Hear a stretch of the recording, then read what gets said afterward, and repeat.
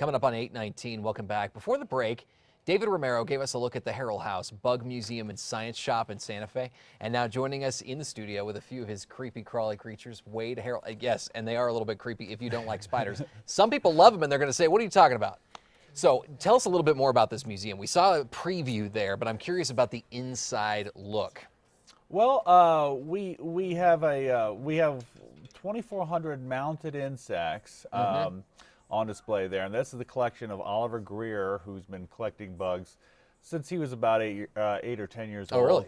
Yeah, and he's been mounting bugs. He gets some locally, but he also purchases them from dealers all around the world, and he's been doing this for many years. And he mounts them in a very unique and artistic way that you won't see anywhere else. And what inspired him to start a collection like this? well, when he was about 10 years old, he found a dead tarantula hawk wasp in his backyard in California, where he grew up, and he was just amazed at how big this wasp was, and it kind of blew him away. And so he started, preserving insects, learning more about insects. And then when he was a teenager, he worked as an intern at California State University, Chico, where he really learned to really perfect this craft of mounting insects. People love this place. I mean, where else do you get the opportunity to look at these creatures up close? Some of them are creepy, but not all of them. Some of them are pretty. Some are beautiful. Bugs, we also have many beautiful butterflies and beetles and other creatures that people aren't so horrified by. Now this one, this is a. If you don't like spiders, this is a mounted exoskeleton. This is one of my live animals. I work with the live animals. It was something I've done since I was about that, same as a kid, just like Oliver. And but it was always live animals for me, and he did mounted. So when we met a couple of years ago, it was a perfect combination for our museum.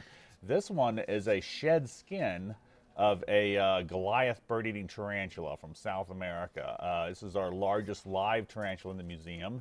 She's about 9.5 inches across. Now, this is just her skin. They shed their skin about once a year, and you can see I kind of scrolled the date down there. Yeah. Early in February, she shed this skin. For these big ones, it's kind of a stressful situation because they're very delicate afterwards. Their exoskeletons are very soft. Okay, let's take a look at one of the live ones that you did bring. Yeah. We've got just a couple of minutes left, and I want to make sure we fit that in. Yeah. You brought a couple of, looks like scorpions. Yeah, this is a Vinegaroon. And I'm going to let you hold on to these. Yeah, this is a native to here in New Mexico. This is this guy.